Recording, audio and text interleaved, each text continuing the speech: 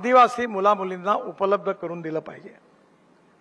विशेषतः या ज्या आश्रमशाळा आहे त्याचं रेटिंग केलं पाहिजे आणि ज्यांचं रेटिंग चांगलं आहे त्यांना स्किल डेव्हलपमेंटचं ट्रेनिंग करणारं इन्स्टिट्यूट सुरू करण्याकरता मदत केली पाहिजे।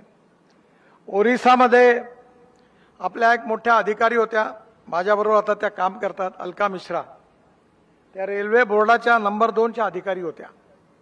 त्यांनी बडोद्याला एक लॉजिस्टिक युनिव्हर्सिटी सुरू केली आणि ओरिसामध्ये वर्ल्ड बँकेच्या सहकार्याने स्किल्ड युनिव्हर्सिटी सुरू केली 400 कोटी रुपयाची आणि लाखो मुलांना प्रशिक्षित करण्याची या योजना तयार केल्या। आज जेव्हा उईके साहेब माझ्याकडे आले होते तेव्हा चर्मकार समाजाची एक मुलगी माझ्याकडे आली होती, ती एअर होस्टेस म्हणून सिलेक्ट झाली।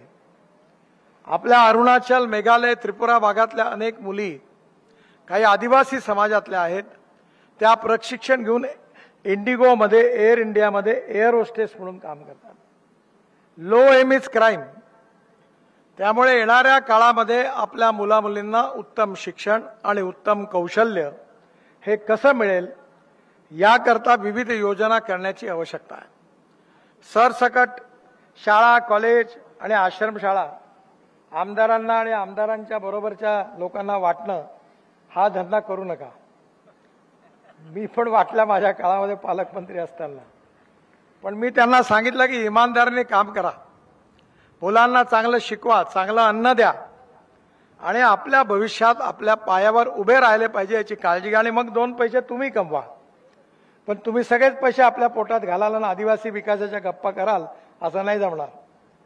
तुम्ही चांगलं कामही केलं पाहिजे, मुलांनाही शिकवलं पाहिजे आणि त्यांना उत्तम नागरिक पण बनवलं पाहिजे।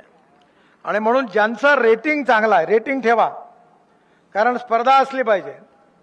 मंत्र्याच्या शिफारसीने नका सिलेक्ट करू, मी अशोकरावांना सांगतो स्पष्ट तोंडावर, रेटिंग करून जे चांगलं काम करतील त्यांना प्रोत्साहन द्या आणि जे खराब काम करतील त्यांना सिस्टीमच्या बाहेर काढा, तर गुणवत्ता सुधरेल आणि गुणवत्ता सुधारली तर तुमच्यातून उद्याच्या भविष्यातले अनेक चांगले नागरिक, चांगले खेळाडू, चांगले संशोधक आणि चांगल्या प्रकारची मुलं तयार होतील।